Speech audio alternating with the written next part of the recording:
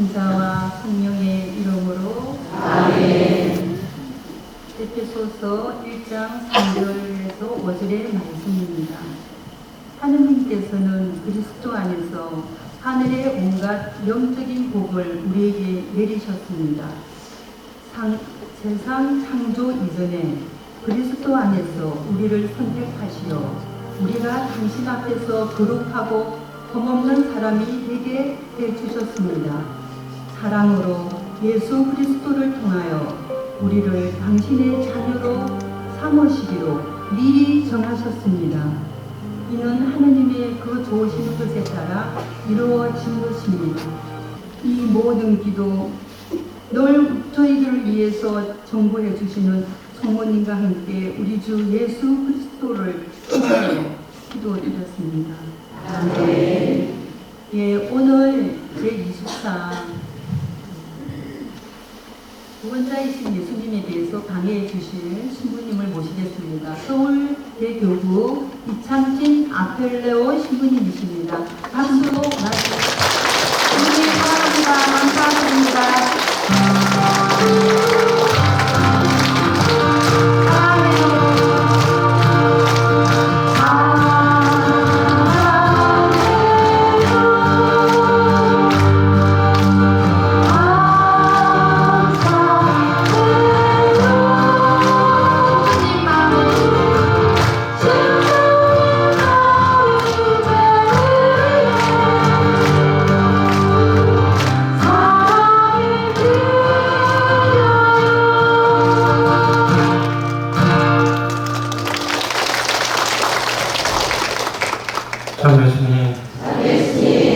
환영해 주셔서 감사합니다. 우리 시작기로 하고 강의하겠습니다.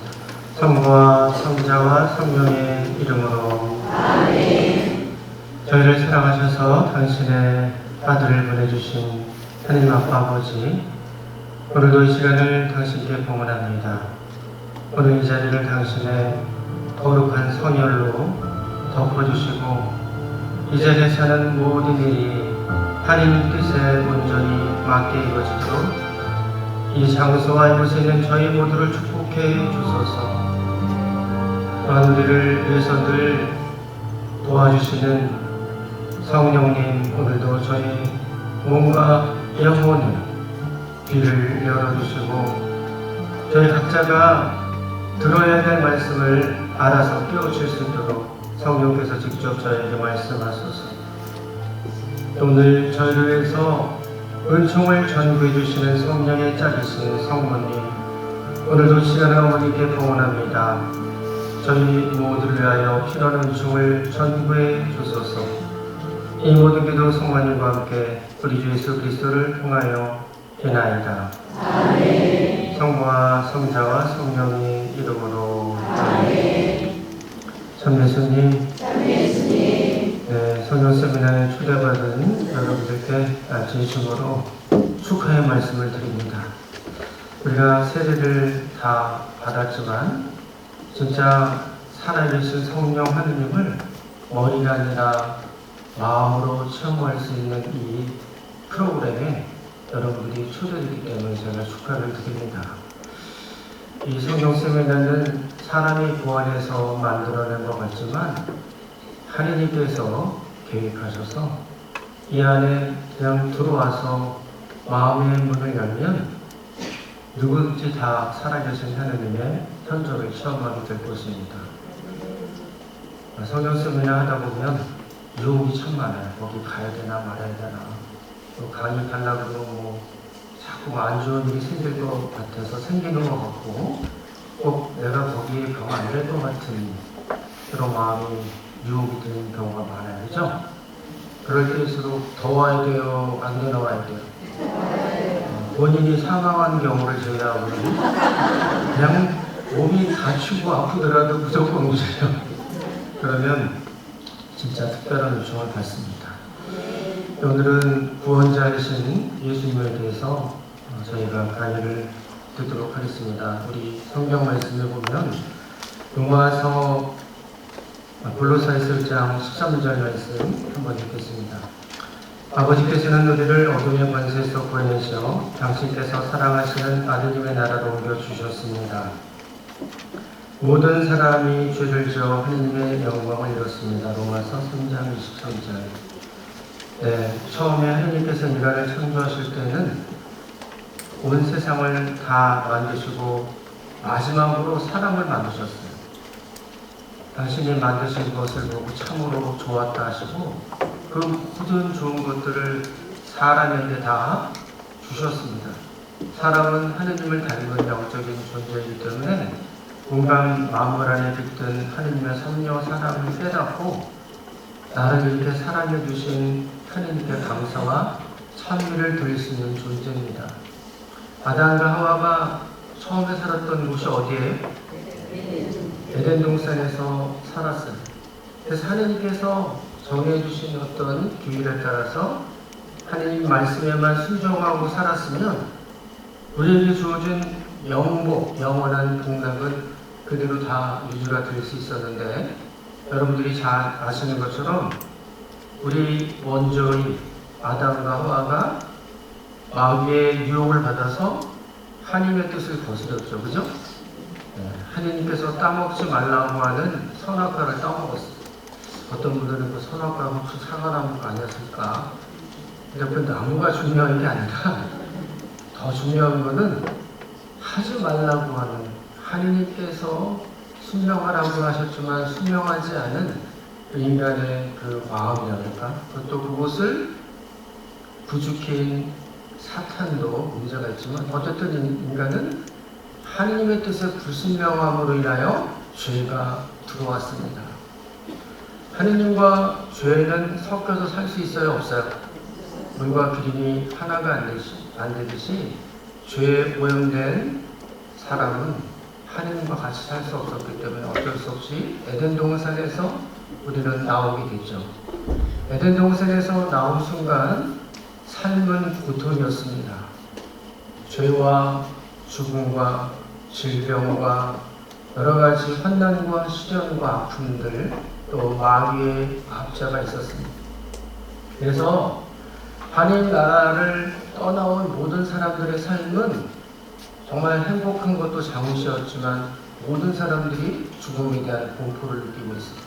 앞날과 미래에 대한 두려움을 느끼고 있고 내가 아무리 선한 의지를 갖고 잘 살려고 해도 내 주변에 모든 사람들이 죄의 본성을 가지고 있기 때문에 다 서로에게 상처를 주고 아픔을 주고 그렇습니다.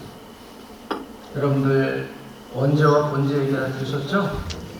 원죄는 뭐예요? 아담과 하와 때부터 타고났던 죄의 성향입니다. 본죄는 뭐예요? 내 의지로 스스로 지은 죄가 있죠. 그죠? 여러분들은 죄를 한 번도 안 지었다 손 들어보세요. 누가 가르쳐주지 않아도 다 죄를 지어요. 제가 지난번에 또 본당에서 어린 의사 때 자기가 죄를 지었다고 생각하는 사람 손 들어봐 그랬더니 막 손을 들더라고요. 3학년짜리 몇 번 죄를 지었어? 한 32번쯤 죄를 지었어요. 애들이 참 순수하죠.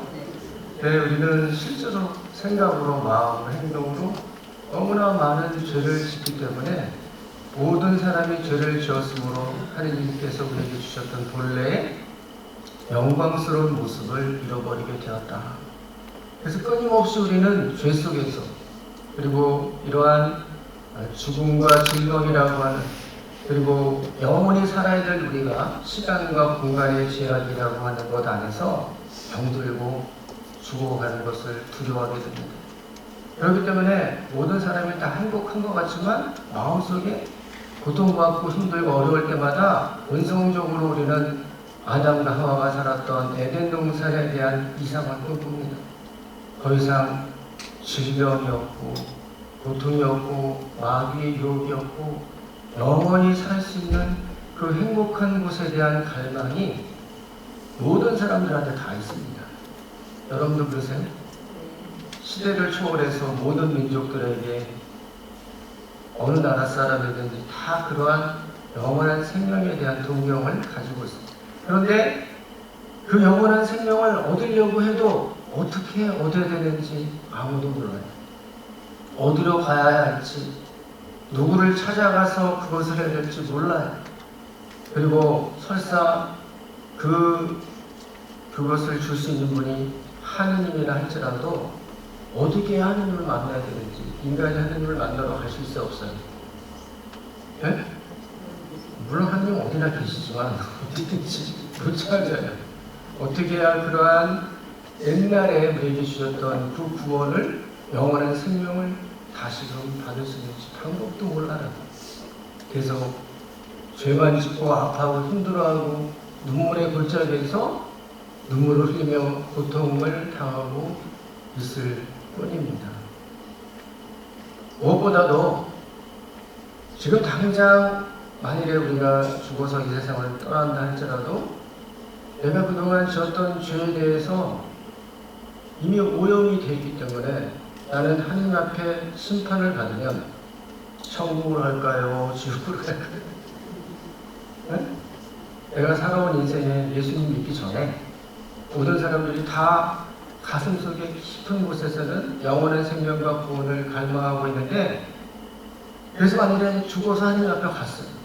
하나님 앞에 심판을 받게 되면 누구나 다 자기가 죄를 지었기 때문에 하나님 앞에 심판을 받게 되면 천국을 못 간다는 거예요. 그래서 모든 사람들은 다 죄를 지었기 때문에 천국으로 가요, 지옥으로 가요? 자기 죄 때문에 못 간다니까. 하느님 나라에 다시 들어갈 수가 없어요. 우리는 그렇게 갈망하고 있지만 우리 스스로는 갈 수가 없다는 거예요. 그런데 어떤 사람이 하느님 나라를 찾아가는 방법을 발견했어요. 스스로 자기가 구원에 이를 수 있다고 하고 구원의 길을 마련하면서 열심히 다 버리면 된다. 마음을 비우고 욕심을 비우고 이 세상의 모든 것들은 다 고해의 바다이기 때문에 모든 욕심을 다 비워내고 완전히 봉으로 만들면 우리는 열반에 들어갈 수 있다라고 한 분이 계셔요. 부처님이에요. 부처님처럼 살려면 그냥 아예 세상을 등지고 매일 산에 올라가서 아무도 없는 데 가서 기도만 하고 살아요. 그렇게 살기가 참 쉽지 않습니다. 그리고 무엇보다도 하나님 앞에 내가 어떤 죄를 지었으면 이 죄에 대한 대가, 심판, 그것은 반드시 받아야 되는 것이에요. 그러니까 우리에게 다가올 것은 구원이 아니라 형벌이에요. 자, 쉽게 얘기하겠습니다. 여러분들이 만일에 누군가에게 잘못을 했어요. 지나가다가 기분이 나쁘다고 발을 뻥 찼는데 돌멩이가 날아가서 어떤 유리창을 깼어요. 여러분 그때 어떻게 하겠어요? 1번 도망간다. 2번 가서 찾아가서 용서를 청한다. 3번 경찰서에 신고한다. 일단 그 주인에 대해서 이제 정도는 뭐지만 올바른 방법은 주인을 찾아가서 정말 죄송합니다고 사과를 먼저 해야 되겠죠? 사과한다면 어떻게 해야 돼요? 보상을 해줘야 되잖아요. 그죠? 그렇게 되면 완전히 마음이 풀릴지 안 풀릴지 모르지만 10,000원짜리였는데 20,000원 준다 그러면 그 사람의 마음이 좀 더 풀어져가지고 좋다라고 화해가 되잖아요. 그죠?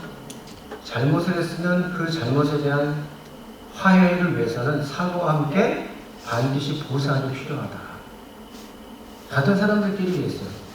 그래서 내가 이웃나라 외무부 장관이 왔어요.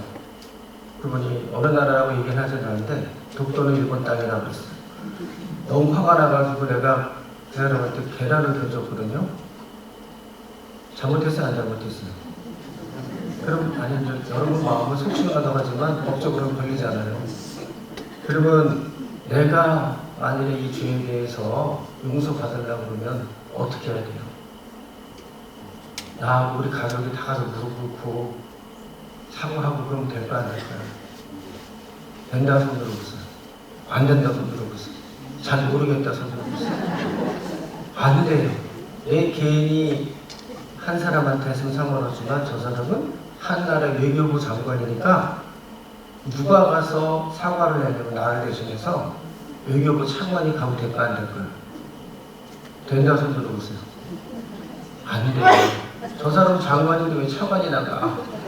저 사람 장관이니까 적어도 내 죄를 용서받으려면 우리나라 장관이 나를 대신해서 사과를 하고 그에 대한 적절한 배상이라 그러니까 보상을 해야 되죠. 이해해요? 네. 수준이 맞아야지. 내가 대통령한테 잘못하면은 나를 대신해서 총리가 나가야 돼요? 국무장관이 나가야 돼요? 대통령이 나가죠? 그래 이해하시겠어요? 하느님한테 잘못하면 누구나 유엔 사무총장이 나가요? 아니면 전 세계 모든 정상들이 다 나가야 돼요? 다 나가도 안 돼요. 왜냐하면 하느님한테 한 잘못은 적어도 하느님과 질적으로 본질적으로 같은 레벨에 있는 분이 나가야 되잖아요. 그죠? 그 사람이 나를 대신해서 잘못했다라고 얘기하고 그 하느님의 마음을 상하게 한 아프게 한 것에 대한 적절한 보상을 해야지만 그 화해가 온전히 이루어지는 거예요. 이해하시겠어요? 네. 하느님께서는 에덴 동산에서 인간이 쫓겨난 그 이후에 너무나 가슴이 아팠어요. 내가 이 사람을 너무나 사랑하는데 미워서 보낸 것이 아니라 하느님은 너무나 정의롭고 거룩한 분이기 때문에 죄와는 타협할 수 없는 분이세요. 그래서 죄와 더불어 살 수 없기 때문에 어쩔 수 없이 인간을 띄워놓아야겠지만 언젠가는 내가 사랑하는 내 자녀를 다시금 구원의 길로 들어올 수 있는 그 방법을 생각을 하셨다. 천지 창조 때 아담과 하와가 에덴 동산을 쫓겨난 그 이후부터 하느님은 구원의 방법을 가지고 계셨다는 거예요. 그 방법이 어떤 거냐면은 아까 제가 말한 것처럼 하느님께 지은 죄를 대신해서 나의 죄, 내가 지은 죄를 대신해서 용서받으려면 내 편에서는 누가 대신 사과를 해야 되냐면 하느님과 본질적으로 똑같으신 분, 하느님이셨던 그분이 사람이 되셔서 내 사람인 나의 입장에서 잘못했습니다 라고 대신해서 사과할 때 그게 맞아요, 안 맞아요? 저 말이 어려워요? 공자님이 대신 사과해도 안 되고 부처님이 사과해도 안 돼요. 하느님과 똑같으신 분이 본질적으로 하느님이셨던 분이 세상이 말씀으로 창조되었을 때 그 말씀이셨던 분이 사람이 되신 분이 계세요. 우리를 위해서, 우리를 대신해서 우리 죄를 대신 사죄하기 위하여 말씀이 사람이 되신 분이다. 그분이 누구세요? 예수님이세요. 예수님이 여기 있는 모든 사람, 그리고 지금까지 살아왔던 모든 사람들, 앞으로 모든 인류가 지어야 될 그 모든 죄를 내가 다 대신해서 지고 가겠습니다. 그러니 이 사람들을 용서해 주십시오 라고 하면서 그 죄의 대가로, 보상의 대가로 십자가에서 당신의 죽음을 통해서 우리를 구원하셨다는 거예요. 이해하시겠어요? 그러니까 죄에 대해서는 반드시 화해가 있어야 되고 하느님과 화해해야 되고 내가 지은 죄에 대한 적절한 판결, 응? 그리고 그것에 대한 보상이 있어야만 화해가 되잖아요. 내가 죄를 지었으면 하나님 앞에 죽어 마땅해요. 그래서 옛날 구약 시절에는요, 죄를 지으면 내가 죄를 용서받으려면 어떻게 하냐면은 죽어 마땅하지만 하나님 앞에서 죄를 지으면 내가 죽을 수는 없으니까 어떻게 해요? 흠없는 어린 양 한 마리를, 응? 그 어린 양 한 마리가 내 죄를 거기다가 이렇게 안수하면은 내 모든 죄를 다 덮어쓰는 거예요. 죽어 마땅한 나지만 내가 죽을 수 없으니 나를 대신해서 이 어린 양이 피를 흘리고 죽어요. 그 피를 죄대에 뿌리면 죽어 마땅한 나는 죄의 용서를 받는 거예요. 이해하시겠어요? 네. 그런데 죄를 지을 때마다 우리가 양을 바치려면 몇 마리나 바쳐야 되겠어요? 세상에 양이 다 없어지죠. 그런데 예수님께서 단 한 번의 제사로 모든 사람의 죄를 다 용서해 주셨다는 거예요. 이사 때 여러분들 말씀하신 예수님이 너희와 모든 사람들이라 지금 많은 사람들이 너희와 모든 일을 위하여 흘릴 내 피다. 이해하시겠어요? 네. 그러니까 예수님의 그 죽음이 뭐냐면 사실은 인류를 단죄하셔야 되는 하느님의 정의로 그것에 대한 심판을 바로 하느님이 당신의 아들을 이 세상에 보내셔서 이 세상을 구원하기 위하여 이 세상을 너무나 사랑한 나머지 이 세상을 구원하기 위하여 당신의 아들을 내어주면서까지 우리를 구원하시는 것이다. 이해하시겠어요? 네. 세례 요한이 예수님을 처음에 봤을 때 제자들이 당신의 제자들이 뭐라 그랬어요? 보라 하느님의 어린 양이시다. 어린 양이 지나가신다고 그랬잖아요. 하느님의 그 어린 양이라는 건 뭐냐면 모든 인류가 과거와 현재와 미래까지 지은 그 모든 제사를 한꺼번에 죄를 지을 때 이 희생양으로 바쳤던 것처럼 모든 사람의 죄를 짊어지고 그래서 그들이 지은 죄가 아무리 많다 할지라도 그 죄를 대신에 용서해주고 그리고 그들에게 하느님 나라에 들어갈 수 있는 자격을 예수님께서 주시는 것이다. 여러분들 그 사실 아세요? 그러니까 예수님은 죽어야 될 나를 대신해서 대신 죽고 누구를 살렸어요? 영원한 생명으로 갈 수 있는 길을 열어주셨죠? 그래서 예수는 그리스도다 이렇게 말해요. 따라해보세요. 예수 그리스도. 예수 그리스도. 네, 예수가 성령 그리스도가 이름이 아니에요. 예수 그리스도는 예수님은 구세주이시다. 여러분들이 감옥에 가고 죽어야 되는데 누가 대신해서 나를 그 죄를 뒤집어 쓰고 나를 풀어줬다면 그 사람은 나의 구원자가 되겠죠? 그래서 이렇게 보상의 원리가 하느님의 법칙 안에서 예수님을 통해서 우리에게 이루어졌다라는 거예요. 어떤 분은 예수님을 꼭 믿어야 되냐? 구약의 하느님이나 또 무슬림의 하느님이나 유대교의 하느님 다 똑같은 야훼 하느님인데 그냥 하느님을 믿으면 되지 꼭 뭐 예수님까지 믿어야 돼? 그러시는 분이 있어요? 없어요? 저도 옛날에 그런 생각했어요. 다 같은 하느님을 믿으면 되는데 뭐 꼭 예수님까지 믿어야 돼? 근데 그것은 제가 말씀드린 이 보상 여러분들이 고백성사 했을 때 죄만 고백한다고 고백성사가 완결이 되어 아니면 보소까지 완성해야 돼요. 보소까지 완성해야 되잖아요. 하느님한테 지은 죄에 대한 그 보석을 예수님께서 다 해주신 거예요. 그래서 누구든지 예수 그리스도를 믿으면 그 죄를 용서받고 구원을 받게 됩니다. 모세가 광야에서 높이 들렸던 것처럼 사람의 아들도 높이 들려야 된다. 이게 무슨 뜻이에요? 아시는 분 한번 손 들어보세요. 모르시는 분 손 들어보세요. 알지도 모르는 분 손 들어보세요. 모세가 이스라엘 백성들을 데리고 에집트에서 탈출했을 때 처음에 사람들이 막 환호했지만 나중에 힘들고 지치니까 하나님께 불평했어요. 그런데 하나님께 불평한 죄를 지은 사람들이 어떻게 되냐면 불뱀들이 나와가지고 하나님께 죄 지은 사람들을 다 물었어요. 그러니까 그 사람들이 막 죽었거든요. 그래서 모세가 하나님께 당신의 백성을 다 죽이시렵니까? 당신의 백성을 구원할 수 있는 방법이 있으면 가르쳐 주십시오. 하나님께서 뭐라고 말씀하셔요? 구리뱀을 만들어서 높이 들려서 장대기에서 보게 하라. 그러면 사람들이 나을 것이다. 그러니까 정말로 죄를 짓고 뱀에게 물려갖고 죽어야 될 운명이 있는 사람들이 구리뱀이 높이 들렸던 그 구리뱀을 보고서 정말 나았다는 거죠. 구약의 어떤 사건은 신약의 예수님 시대의 모습을 미리 보여주는 전형입니다. 사람의 아들이 높이 들려야 된다는 건 뭐예요? 모두가 다 어떻게 하느님을 만나야 되는지 어떻게 해야 구원의 길로 가야 되는지 아무도 모르고 있었어요. 다 구원받기로 원하고 영원한 생명을 얻기로 원하고 하느님을 만나고 천국에 이르고 싶었는데 아무도 그 방법을 몰랐다.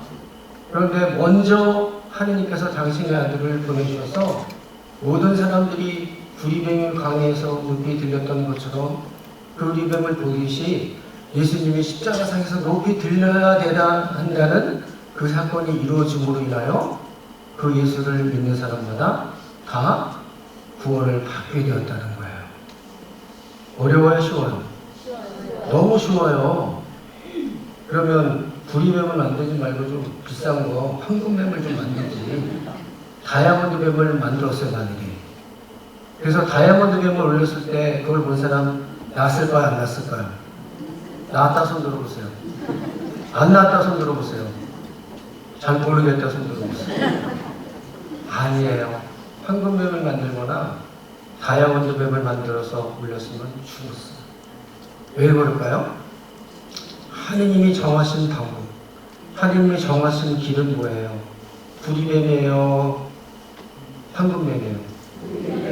하느님이 하라고 하시는 거, 하느님의 뜻에 순종해야만 돼요.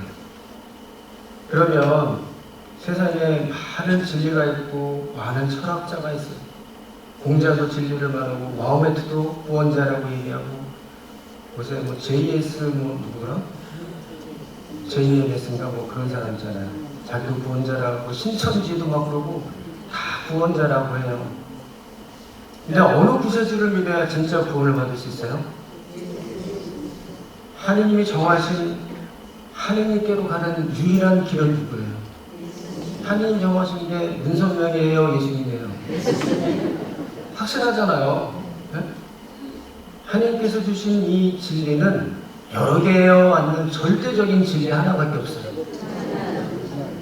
하느님께 가는 이 길을 따라가는 사람은 영원한 생명을 얻을까요? 아니면 못 얻을까요? 따라서 나는 길이요 진리요 생명이다. 누구든지 나를 통하지 않고서는 하느님 아버지께 갈 수 없다. 사도들은 박해를 받으면서도 예수님 이름에 우리에게 다른 이름을 주신 적이 없다. 구원 외에 다른 이름을 주신 없다. 예수 외에는. 그렇게 고백했습니다. 여러분들 그냥 하느님을 믿는다고 다 구원받는 거 아니에요. 우리의 구원자신 예수 그리스도의 성혈의 공로를 믿고 그분을 믿고 세례를 받아야 내가 지금까지 지은 원죄와 본죄가 다 용서함을 받고 나를 대신해서 죽으신 예수 그리스도의 성혈의 공로로 내가 의롭다라고 하는 앞에 한 명이 나는 거예요. 아멘? 그러니까 예수는 믿어야 돼, 안 믿어야 돼요? 믿고 세례를 받아야 돼, 안 받아야 돼요? 그러니까 예수님이 하늘에 올라가시면서 마지막으로 끝까지 제자들에게 부탁하시는 것이 뭐예요? 너희는 가서 모든 민족을 내 제자로 삼아 아버지와 아들과 성령의 이름으로 세례를 주고 내가 너희에게 명령한 모든 것을 가르치도록 분부하여라. 내가 세상 끝날까지 너희와 함께 있겠다. 그러니까 예수 그리스도를 믿는 사람은 누구나 다 구원을 얻는다. 예수 그리스도를 믿으면 아무리 많은 죄가 있다 할지라도 그 예수 그리스도의 그 성혈의 대가로 하느님 앞에서 죄인들도 의로운 죄인으로 한 명이 난다라는 거예요. 여러분들 예수님 왜 믿어야 되는지 알겠어요? 네. 예수 그리스도 덕분에 내가 하느님께로 갈 자격을 얻었습니다. 이전까지는 어둠의 세상에 있었지만 우리는 이제 빛의 세계로 왔어요. 이전에는 하느님의 자녀가 아니었지만 이제 예수님 때문에 우리는 하느님을 아빠 아버지라고 부를 수 있는 자격을 얻게 되었습니다. 여러분 하느님을 아빠 아버지라고 부르나요? 네. 누구 덕분이에요? 천사들이 하느님을 아빠 아버지라고 불러요? 주님이라고 불러요? 천사가 하느님 아빠 그런 거 봤어요? 여러분 천사보다 여러분들이 더 완벽한 존재예요? 불완전한 존재예요? 그럼에도 불구하고 비록 우리가 천사보다 못하게 창조되었지만 천사들이 우리를 부러워한다고 그랬어요. 우리는 하느님은 천사들을 위하여 목숨을 내놓지 않으셨지만 인간을 구원하기 위하여 당신의 아들을 이 세상에 내보내셨습니다. 하느님께서 세상을 너무나 사랑하신 나머지 당신의 외아들을 내어주셔서 그를 믿는 사람마다 모두 구원을 얻게 하셨다. 아멘? 아멘. 따라하세요. 예수 천국, 불신족. 옆에 있는 사람 얘기해 주세요. 예수 천국, 불신족.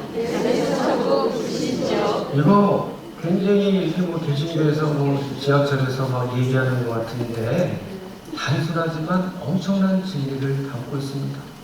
우리에게는 예수님 외에 구원을 주신 다른 이름을 주신 적이 없다. 오직 예수 그리스도를 통하여만이 하느님께로 갈 수 있다. 그래서 여러분들이 세례를 받을 때 예수 그리스도를 믿고 내가 이제는 이 세상이 아니라 하나님의 자녀가 되는 그 길로 들어선 겁니다. 여러분은 선택된 민족, 거룩한 백성, 하나님께 소유된 백성, 그분의 거룩한 나라가 되신 것입니다. 아멘. 여러분이 세례를 받을 때 우리는 이 세상에 살지만 하늘나라의 시민권을 얻었어요. 여러분들의 이름이 하늘나라에 기록된 것을 기뻐하라고 하셨습니다. 그래서 우리가 하늘나라에 들어갈 때 우리 인호가 새겨졌잖아요. 세례받을 때 인호 이렇게 십자가를 받았죠. 이마에 다 인호가 새겨져 있어요. 그래서 이렇게 김포공이란다. 그 인천공항 갈 때 우리 여권 딱 가면은 문이 쫙 열리잖아요, 그죠? 근데 인호가 없는 사람은 천국문이 안 열려요. 우리가 딱 가면 인호가 있기 때문에 용현동 성당에서 세례받은 김아무개라고 딱 우리 정보가 하늘나라에서 자연적으로 열리게 됩니다. 여러분들은 하나님의 자녀가 되었다는 거, 이제는 하나님을 종이었었어. 우리가 하나님의 종이었고 또 마귀의 압제를 받는 비참한 존재였는데 이제는 하나님을 아빠 아버지라고 부를 수 있는 귀한 존재가 되었다. 여러분들 옆집 아이가 너무 사랑스럽더라고 자기 아들 대신 감옥에 보내고 옆집 아들을 구해내 그러신 분 계세요? 안 그렇잖아요. 그만큼 하나님은 당신의 아들을 내어주기까지 우리를 그토록 사랑하시고 귀한 존재로 여겼다. 그러니까 이 성령 세미나 안에서 우리는 예수님을 통해서 보여주신 그 하느님의 사랑, 내가 하느님한테 그렇게 귀한 존재였던가, 하느님은 당신의 아들을 내어주기까지 나를 구원할 만큼 내가 그렇게 하느님한테 귀한 존재고 사랑받는 존재였는가, 이런 거를 깨닫기 시작할 때 정말 예수님께 감사할 수밖에 없고 예수 그리스도를 통해서 그 사랑을 보여주신 하느님 앞에 감사드릴 수밖에 없습니다. 아멘? 예수님 십자가에서 잘 돌아가셨죠? 예수님이 끝까지 저는 못하겠습니다 아버지 그랬으면 안 됐어요. 예수님께서도 힘드셨지만 하나님의 뜻을 이루셨어요. 아담과 하와의 불순명을 통해서 죄와 죽음이 들어왔지만 새로운 아담인 예수님과 새로운 하와인 성모님의 예라고 하는 순종을 통해서 이제 우리에게 영원한 생명과 구원이 들어왔습니다. 세례를 받는 순간 우리는 이제 하느님과 하나 되고 하느님의 영이 우리 안에 들어왔어요. 그래서 하느님을 아빠, 아버지라고 부르게 된다. 네. 그래서 예수님이 우리에게 오신 첫 번째 이유는 바로 하느님의 아들이셨지만 우리를 구원하기 위해서 오셨기 때문에 예수님을 우리는 구원자라고 부른다. 또 하나 예수님이 이 땅에 오신 이유는요, 하느님 나라를 알려주기 위해 오셨다. 예수님이 오기 전까지 사람들은 하느님 나라가 어떤 나라인지 몰랐어요. 하느님 나라가 어떤 나라예요? 여러분들이 아는 하느님 나라? 천국. 하느님 나라 어떻게 정의할 수 있겠어요? 하느님 나라는 하느님이 통치하시는 나라가 하느님 나라예요. 그죠? 몰랐어요? 하느님이 통치하시면 우리가 죽어서 완성되어서 가게 될 그 나라만 있는 것이 아니라 하느님이 지금 여기 계신 여기가 하느님 나라예요. 여러분. 여러분 마음 안에 하느님이 계시면 거기가 하느님 나라라니까요. 진짜요? 하느님이 내 안에 계시면 내 안에서부터 천국은 내 안에서부터 시작되는 거예요. 예수님을 통해서 그런 성령 하느님이 우리 안에 거하시게 되면 그때부터 내 안에 하느님 나라는 시작이 된다. 처음에 그 씨앗은 작지만 이게 점점 커져가지고 이제는 모든 사람들이 내 안에서 하느님의 현존과 위로를 느끼게 될 때 나는 처음에 겨자씨만 하지만 커다란 나무가 될 수가 있다. 근데 왜 제가 이 말씀을 하냐면요.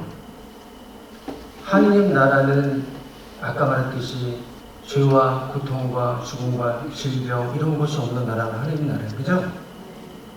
근데 이 땅에서 예수님이 오셔서 정말 행복한 사람 찾아가셨어요? 불행한 사람 찾아가셨어요?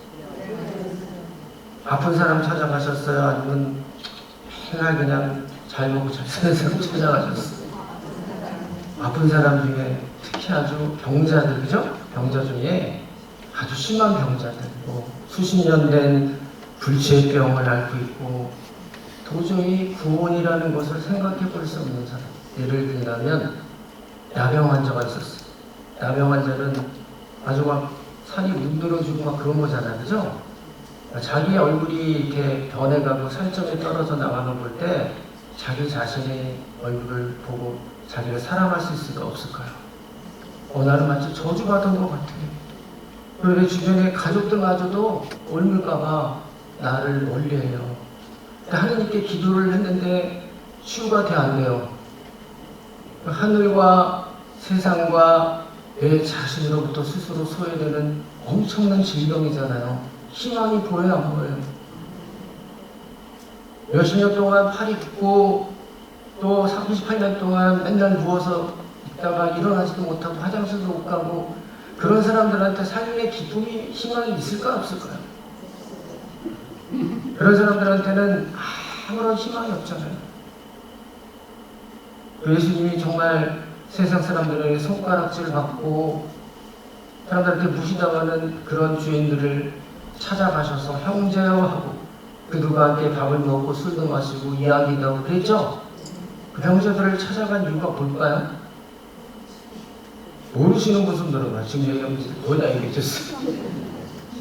이 사람들은 하느님을 정말 만나고 싶고 하느님을 이렇게 이 세상에서부터 하느님의 현존을 느끼고 그 하느님의 은총을 받고 싶어 하지만 세상과 하느님으로부터 버려졌다라고 느끼는 희망이 없는 사람. 이런 사람들은 하느님 나라와 전혀 반대인 비구원적 상황을 대표하는 케이스들이에요. 하느님 나라에 있었다면 이런 일이 없는데 하느님 나라로부터 떨어져 있기 때문에 인간이 겪어야 될 가장 극한적인 모습을 보여주는 샘플들이라는 거예요. 그래서 그 사람들을 찾아가서 어떻게 했어요? 위로해주고 그들의 질병을 고쳐줬어요. 듣지 못하는 사람들을 듣게 하고 보지 못하는 사람들을 보게 하고 죽은 사람을 살리는 안진뱅이를 일으키시고 중풍병자를 고치시는 그런 모습들을 통해서 하느님 나라가 정말 실제로 왔구나. 하느님 나라는 우리가 상상할 수 없는 모습이 아니라 예수님께서 오셔서 말씀을 가르칠 때나 그분이 병자를 고쳐줄 때나 사람들을 만나서 위로할 때나 그렇게 할 때 하느님 나라가 그분과 함께 있음을 체험하게 되었다. 예수님의 또 다른 이름은 뭐예요? 임마누엘. 임마누엘이 무슨 뜻이에요? 하나님께서 우리와 함께 계신다. 하나님은 멀리 하느님 나라에 계신 줄 알았는데 예수님을 통해서 그 하느님이 정말로 가까우신 거예요. 예수님을 만난 사람마다 누구를 만난 것 같은 느낌이 드냐면 예수님의 인격 안에서 하느님을 만난 것처럼 느껴요. 예수님께서 여인아 내 믿음이 너를 살렸다 했을 때 그 말씀은 한 인간의 말이 아니라 하느님께서 나에게 해주시는 구원적인 권위 있는 말로 들렸던 거예요. 우리 필립보가 우리에게 예수님 아버지를 하느님 아버지를 보여주십시오. 예수님 뭐라고 해요?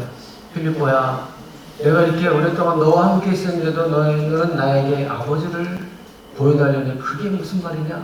나를 본 사람마다 바로 아버지를 본 것이다. 그러니까 이렇게 외형적으로 하느님을 저 사람처럼 코도 두 개고 눈이 이런 모습을 본 것이 아니라 예수님의 인격 안에서 하느님의 인격과 하느님의 마음을 보는 거예요.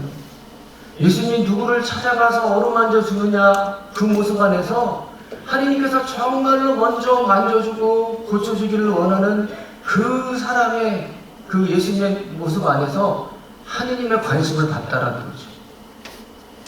제 말 이해하시겠어요? 그 예수님은 하나님 나라를 소개했어. 앞으로 우리 될 영원한 하나님 나라. 그리고 그 하나님 나라는 이미 너희에게 가까이 왔다. 바로 예수님과 함께 가까이 왔다. 회개하고 예수님의 말씀을 듣고 그렇게 따르면 그런 하나님 나라를 이미 이 땅에서부터 시작됐다라는 것을 알려주시러 왔다라는 거예요. 여러분들이 이제 예수님을 믿고 세례를 받고 또 성령 세례를 받으면 내가 가야 될 그 하나님 나라는 이미 내 안에서부터 존재한다라는 것을 경험하게 되리라 믿습니다. 이 성령 세례는 다른 거 아니에요? 여러분들 세례와 견제 때 성령 하나님이 오셨거든요. 성령 하나님이 오셨는데 그걸 잘 체험하지 못해요. 신학적으로 성사적으로 성령 하나님이 오셨다라는 것은 배워서는 알고 있는데 가슴으로 느끼지 못해요. 하나님은 사랑이시다. 내가 저를 평화하는 세상에 저를 평화가 다르다라고 분명히 말씀하셨는데 머리로는 들어서 하는데 가슴으로 느껴보지 못했어요. 하나님은 내 기도를 들어주시고 응답해 주시는 분이다. 하나님 좋으신 분이다. 막 그렇게 얘기하는 걸 많이 들었는데 그거는 그 사람의 하나님이지 나의 하나님은 아니었어요. 그런데 이제 성령 세미나를 받게 되면 세례 때, 경진 때 우리에게 오신 그 성령 하나님을 다시금 가슴으로부터 체험하게 된다는 거예요. 이걸 뭐라 그래요? 쇄신. 우리 안에 여러분들 성령이 계셔 안 계셔요? 계시지만 크게 확연하게 못 느끼잖아요. 그죠? 그러나 어느 순간에 정말 나를 사랑하시는 그분이 나와 함께 계시는구나. 언젠가 어느 곳에선가 바라보는 본 듯한 늘 가슴속에 그리워하던 그 모습, 언젠가 꿈길에서 보았던 그 모습, 사랑이야 늘 있는 것 같이 잘 몰랐지만 무시간에 늘 그리워하고 긴가민가 했던 어떤 그분이 명확하게 체험이 된다는 거예요. 이게 성령 세미나의 목적이에요. 살아계신 하느님의 그 성령 하느님을 다시금 느끼고 체험하면서 이제는 내가 내 스스로 사는 것이 아니라 그분의 뜻을 따라서 그분의 도움으로 살아가려는 신앙생활하는 게 이게 성령 세미나의 목적이에요. 그러려면은 확실하게 내가 예수 그리스도를 통해서 구원받은 사람이라는 걸 알고 그분이 내 안에 계시다는 것, 그리고 나에게 천국을 이미 주시고 약속하셨다는 것을 믿어야 할 줄로 믿습니다. 아멘. 여러분들 이제 예수님이 어떤 분인지 무슨 일을 하셨는지 확실하게 믿으시죠? 네. 그리고 또 하나 이제 제가 예수님이 이 땅에 오신 이유를 한 가지 더 말씀드리면 사탄의 일을 멸하라고 오셨습니다. 하느님은 이 세상이 사탄에 의해서 망가진 것에 대해서 너무나 안타까워하시고 속상하셨습니다. 사탄이 어떤 존재냐면 원래 천사들이었지만 천사들의 3분의 1이 루치펠이라고 하는 천사가 교만해져서 나도 저 하느님처럼 위대한 존재가 되리라. 나와 같이 나의 뜻을 따르고 하느님처럼 되기를 원하는 자들은 다 날 따라라. 그래서 천사들의 3분의 1이 하느님을 배신하고 하느님을 대적했어요. 하느님을 이길 수 있을까? 못 이길까요? 못 이겨요. 그래서 그들은 영원히 이제 나올 수 없는 지옥에 갇혀야 될 운명에 처해 있어요. 세상이 끝나려면 모든 마귀들은 영원히 벌받는 그 지옥에서 더 이상 나오지 못할 겁니다. 근데 마귀들은요, 자기들보다 늦게 창조된 사람이 정말 하나님께 사랑받고 감히 아빠 아버지라고 부를 수 없는 자기들도 못 부르는데 자기들이 쫓겨난 그 자리에 사람이 거기서 그런 대접을 받고 있으니까 너무나 시기와 질투가 컸어요. 그래서 어떻게든지 그 사람을 꼬셔내서 죄를 짓게 만들려고 하는 것이 사탄의 전략이었어요. 그런데 사람들이 넘어가서 안 넘어가서 아담과 넘어갔잖아요. 그래서 너무 가슴이 아픈 거예요. 여러분들을 제일 괴롭히려면은 어떻게 하면 여러분들이 제일 괴로울까요? 자녀를 기르고 있는 사람들. 집에 있는 다이아몬드를 훔쳐가는 게 가슴이 아파요. 여러분들의 자녀가 큰 병에 앓거나 그런 게 더 가슴이 아파요. 나는 돈이 더 좋아서 들어보세요. 그러니까 마귀는 하느님께 직접적으로 대적할 수 없지만 그냥 하느님에 대한 그 분노와 자기들보다 인간을 더 사랑하시는 그 하느님에 대한 그 뭐 질투와 시기 이런 것 때문에 어떻게든지 하느님을 아프게 하려면 어떻게 해야 돼요? 하느님이 제일 소중히 여기는 보물과 같은 존재를 깨뜨려 버리는 거잖아요. 그죠? 사람을 망쳐버리는 거예요. 얼마나 가슴이 아프겠어요, 하느님이 자기 자녀가 저렇게 된 것에 대해서. 그래서 우리를 구원하시려고 오신 것이고, 그래서 이 마귀의 일을 멸하기 위해서 오셨다라는 거예요.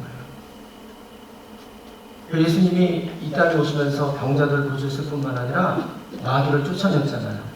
마귀들이 예수님 보고 저는 당신이 누군지 압니다. 당신은 하느님의 아들입니다. 라고 처음에 마귀가 예수님의 존재를 먼저 알아봤습니다.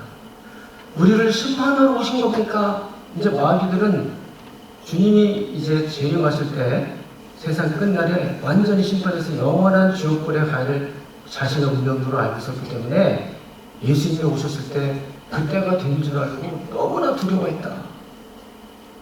그리고 이제 이들은 예수님을 죽이면 자기들이 승리할 것이라고 생각했어. 그래서 사람들의 마음을 통해서 결국에는 예수님을 십자가형에 처하도록 만들었어요.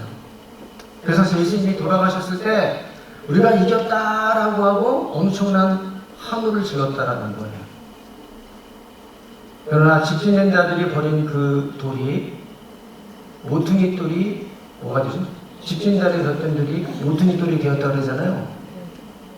근데 바로 사탄에 의해서 예수님이 온전히 당한 것처럼 느꼈지만 하느님은 그것을 통해서 온 세상을 구원하는 그 일들을 하셨어요.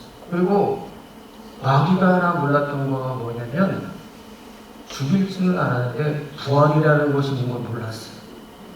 그래서 부활했을 때 마귀는 이제 끝났다. 이제는 인간이 가장 두려워하는 것이 죽음인데 하느님한테는 죽음을 넘어선 부활이라는 것이 있구나. 이제는 죽음도 그 어떤 권세도 예수님과 예수님 믿는 사람들에게는 위협이 되지 않는다라는 거예요. 여러분 그 사실을 믿으셔야 되는 줄로 믿습니다. 아멘. 그래서 우리는 하느님의 아들딸이기 때문에 우리는 마귀의 권력을, 마귀의 권세를 물리칠 수 있는 힘이 있습니다. 내가 너에게 뱀과 전갈을 짓밟을 능력과 원수의 모든 능력을 파할 수 있는 능력을 너에게 주었다라고 얘기합니다. 믿는 사람들에게는 기적이 때리게 될 것인데 내 이름으로 마귀를 쫓아낸다. 그래서 우리는 하느님 나라의 아들딸이었기 때문에 우리가 예수 그리스도 이름으로 마귀야 물러가라 하면 마귀는 물러갑니다. 내가 무서워가 아니라 나와 함께 계신 누구 예수님을 보기 때문에. 그래서 많은 분들이 그런 얘기를 합니다. 마귀라는 존재는 그냥 옛날에 고대 근동 사람들이 이해할 수 없는 어떤 악의 존재를 그냥 하나의 의인화시켜서 말하는 것이다 하고 실제로 악은 선의 결핍이다 이런 상대적 개념으로 얘기합니다. 여러분들이 묻겠습니다. 하느님 계십니까? 네. 천사가 있습니까? 네. 그럼 마귀도 있잖아요. 그죠? 네. 악의 실체라고 하는 마귀가 있어서 마귀는 지금도 끊임없이 우리가 하느님께 다가갈 수 없도록 하느님의 구원과 사랑을 느끼지 못하도록 여러 가지 방법으로 우리를 자꾸 유혹한다. 그래서 우리의 싸움은 이제 혈과 육에 대한 싸움이 아니라 이 지상에서 권력을 잡고 있는 악한 영들에 대한 싸움이라는 것이죠. 그래서 신앙생활하는 것은 예수 그리스도를 믿는다는 것은 이제부터 나는 악과 악의 모든 권세를 끊어버린다라고 하는 결정을 하는 거예요. 여러분은 세례를 받을 때 여러분들은 예수님을 믿습니까? 했죠? 네. 하느님을 믿습니까? 성령을 믿습니까? 했죠? 네. 여러분들은 여러분을 유혹하는 죄를 끊어버립니까? 했죠? 네. 마귀의 모든 허리허식을 끊어버립니다. 했죠? 네. 그러니까 세례 받기 전에는 마귀와 우리랑 같은 편이었어요? 다른 편이었어요? 같은 편이었다니까. 배신한 거야. 지금부터 마귀와 마귀의 모든 호레스를 끊어버린 날을 하느님 앞에서, 그리고 마귀 앞에서, 모든 사람 앞에서 공식적으로 선언하고 180도 돌아서서 나는 이제 너희가 아니라 성부, 성자, 성령 하느님과 같이 이쪽으로 가겠다라고 완전히 간 거예요. 이제 어둠의 땅에서 빛의 땅으로 건너간 거예요. 그러니까 우리를 더 괴롭히려고 하겠죠. 네? 그래서 우리가 열심히 살려고 할 때 어둠의 세력들은 우리를 또 많이 괴롭힐 수도 있어요. 그리고 특히 죄를 갖다가 많이 지었는데 회개하지 않거나 마음에 깊은 상처가 있는 경우에 이것을 잘 처리하지 못하면 이것을 타고 약점을 잡아서 마귀가 많이 공격을 합니다. 그래서 첫 본당에 갔을 때인데 성당 마당에 막 시끄러운 소리가 났어. 갔더니 어떤 여자가 왔는데 그 사람이 오늘 이제 어머니를 장례 치르고 이제 묘지에 묻고 왔는데 갔다 온 그 다음서부터 그냥 언니들 다 야단치는 거야. 이렇게. 첫째 너는 뭐가 잘못됐고, 둘째 너가 잘못. 근데 문제는 막내에 대해서 엄마 목소리가 나와. 엄마의 말투가 나오고 마치 엄마가 이 사람한테 살아있는 것처럼 막 얘기하는 거예요. 그러니까 뭐 언니들이 무서워서 벌벌 떠. 엄마 방금 묻고 왔는데 엄마가 다시 딸한테 비밀에서 온 건가. 근데 여러분 잘 아셔야 됩니다. 귀신이란 유령은 있을까 없을까요? 없어요. 귀신이란 유령은 없습니다. 그냥 마귀 아니면 천사 아니면 성령이에요. 영적인 문제에 귀신이나 뭐 이런 건 그냥 사람들이 그냥 형이한 거고, 저 사람 안에서 활동하고 있는 저 마귀는 그 어머니랑 같이 친하게 지냈던 마귀가 엄마 흉내내는 거예요. 그래서 그냥 우리는 뭐 귀신 그런데 어떻게 했냐면은 이 9일 동안 교육자님들이 가서 묵지기도를 했더니 깨끗이 나왔어요. 어떤 경우는 그 분이 저한테 하시면 저는 기도만 하려고 그러면 자꾸 혀가 꼬여서 말이 안 나오고, 하늘에 계신 우리 한번 해보세요. 하늘에 계신 하나 혀가 말려. 그리고 기도를 못해요. 그래서 같이 동사자하고 공허 기도를 했어요. 그랬더니 이제 너 어떤 놈이냐, 너의 정체가 뭐냐 했더니 뭐 작은 삼촌이다, 50년 전에 자살했던 삼촌이다, 뭐 작은 할머니다 이렇게 나와요. 근데 정말 우리 여기서 속아서 안 되라는 게 뭐냐면 꼭 우리나라만 그래요. 죽은 영혼에 죽은 사람은 계백장도 나오고 세종장도 나오고 꼭 우리가 알고 있는 어떤 사람으로 인격화돼서 나와요. 마귀가 자기의 정체를 숨기려고, 마귀는 기름이거든요. 얘가 거짓의 마귀인가, 음란의 마귀인가, 어떤 뭐 사기의 마귀인가, 뭐 분열의 마귀인가, 이런 기능을 자기의 정체를 안 들키기 위해서 어떤 존재, 이 사람하고 친했던 그 사람의 탈을 쏘고 나타나는데 우리는 저 사람이 귀신이구나, 저 사람의 영혼이 구천을 떠돌다가 저로 들어갔구나. 우리 무속신앙 안에 그런 게 오랫동안 있기 때문에 그래요. 여러분들은 유령이나 귀신은 없다. 우리는 사람이 죽으면 바로 하느님 앞에 가서 사심판을 받고 천국과 영혼과 연옥과 지옥으로 가는데, 지금 뭐 구천을 떠돌다가 누구한테 돌아갔다고 하는 그 존재는 그 사람이 아니라 다 악한 마귀다. 아시겠죠? 네. 근데 죄를 잘 회개하거나 이런 상처를 이렇게 회개하지 않으면 아까 말한 그 사람처럼 그런 모습을 갖게 되고, 근데 어떤 이런 일들이 굉장히 많다는 거예요. 그래서 우리의 삶은 이 악한 마귀와의 영적 전투를 하고 사는 삶이에요. 여러분들은 지금까지 마귀랑 싸우고 지냈어요? 친하게 지냈어요? 아니면 몰랐어요? 지금까지 여러분들이 마귀한테 계속 아픔을 주고 있었다는 사람 손들어. 나는 마귀를 계속 아프겠다. 마귀에게 위로를 줬다 손들었어요. 위로를. 자, 여러분들은 잘 모르면서도 마귀에게 계속 고통을 주고 있었습니다. 마귀가 성령쌤이라는 거 좋아할까요? 싫어할까요? 여러분도 오늘 마귀에게 큰 상처를 줬어요. 오늘도 오지 말라고 했는데 왔어. 여러분들이 마귀가 미사하는 거 좋아할까요? 싫어할까요? 여러분들 미사 잘하요? 마귀에게 아픔을 줬네. 마귀가 묵주기도 하는 거 좋아할까요? 싫어할까요? 성체 주구하는 거 좋아할까요? 싫어할까요? 마귀가 사랑을 베푸는 것을 좋아해요? 싫어해요? 용서하는 거 좋아해요? 싫어해요? 그럼 여러분 지금까지 마귀가 싫어하는 일을 하고 살았네? 그래 안 그래요? 모르고 했잖아요. 그냥 이게 좋고 교회가 가르치고 이것이 성덕을 쌓는 일이니까 이렇게 한다고 살았지만 사실은요 그게 영적 전투를 하고 있는 거예요. 우리가 의식을 하고 살아야 돼요. 내가 이렇게 물론 내가 사랑을 실천하고 미사를 하고요 영성차고 묵지기도 하고 성령 기도에 나오고 이런 것들이 내가 그냥 좋아서 하나님이 좋아서 하는 거지만 하나님이 좋아하는 일을 하면 그게 마귀에 대한 공격이 된다. 아멘? 그러니까 이제 의식을 가지고 살아야 돼. 내가 이제 어떻게 살아야 되나. 하나님 쪽으로 계속해서 살아야 되고 마귀가 싫어하는 일을 계속하면서 살아야 된다. 이것이 영적 전투라고 하나? 영적 전투를 하면서 살아가는 거예요. 이제부터는 이제 우리는 그리스도의 편이 돼서 그리스도와 함께 이 세상 사람들을 구원하는 복음화 확장의 길로 우리가 들어선 것이에요.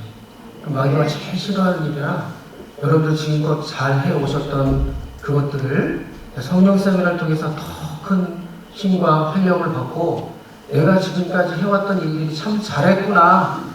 그냥 모르고 했지만 이제는 의식을 가지고 어둠의 세력과 싸우면서 열심히 주님이 원하는 그 구원의 길로 가야 되겠구나.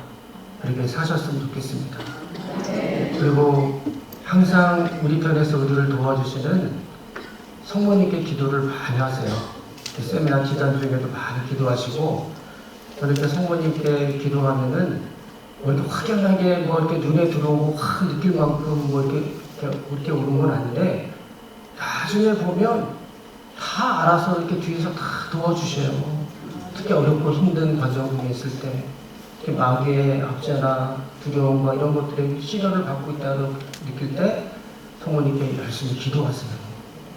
부모자한테 이렇게 부모할 때 보면은 미카엘 대천사, 악신과 싸움 미카엘 대천사를 불러요. 천사야 와주세요. 그러면 이 사람 봐요. 벌벌 떨어요. 성모님 와주세요. 그러면 좀 성모님 어떻게 생겼어? 저 무서워요. 막 그래요. 이러한 영적 존재들의 실체가 있다라는 거. 그리고 우리는 이제 영적인 생활을 하는 삶을 선택해서 살고 있다는 것을 잊지 말았으면 좋겠습니다. 그래서 오늘의 말씀의 요지는 예수님은 우리를 구원하셨고 십자가에 그 당신의 보응을 통해서 우리가 하느님께 들어갈 수 있는 길을 마련해 주셨다. 여러분들은 이미 예수를 믿고 세례를 받았기 때문에 하늘나라에 여러분들의 시민권이 있다는 거예요. 여러분들 시민권이 몇 개 있어요? 한국하고 하늘나라 두 가지가 있어. 이 땅에 살지만 나는 하늘나라의 시민권을 가진 사람이에요. 그러니까 하늘나라의 시민권을 가진 사람들에게 하느님을 아빠 아버지라고 부를 수 있는 그 신분과 그 권위를 유지하면서 살았으면 좋겠어요. 이게 우리 정체성이에요. 하느님은 세상의 임금님이에요? 아니에요. 하느님 아빠라고 부르는 여러분은 신분이 뭐예요? 공주 아니면 왕자라니까. 우리는 그렇게 예수님께서 우리를 그렇게 만들어 주셨으니까 예수님이 구원자다. 네? 그리고 하느님 나라에 대한 천국에 대한 소망은 이미 이 땅 안에서부터 시작된다. 성경세미나를 통해서 하늘나라는 내 안에서부터 시작된다는 것을 경험하시기 바랍니다. 우리는 지금까지 교회에서의 가르침을 따라서 잘 살아왔던 이런 삶이 결국은 악과 싸우는 영적 전쟁 가운데 있다는 것을 잊지 않았으면 좋겠습니다. 여러분은 민간인이에요? 군인이에요? 지금까지 얘기했는데 아직도 민간인이에요? 누구의 군인이에요? 그리스도의 군인이다. 성모님의 군사이다. 이러한 정체성을 가지고 열심히 살아가셨으면 좋겠습니다. 본인이 사망한 경우를 제외하고는 무슨 일이 있더라도 특히 이렇게 은혜가 많은 곳에서는 막 오지 말도록 막 여러 가지 일이 이거는 유혹이다. 이럴수록 더 많은 은총이 있겠구나 하는 그것을 넘어서서 이겨내 보시기 바랍니다. 영광이 성부와 성자와 성령께 처음같이 이제와 영원히 아멘. 성부와 성자와 성령의 이름으로 아멘. 감사합니다. 교회자이신 예수님께 강해주신 이창인 신부님께 한 번 더 감사의 박수를 드립니다. 감사합니다.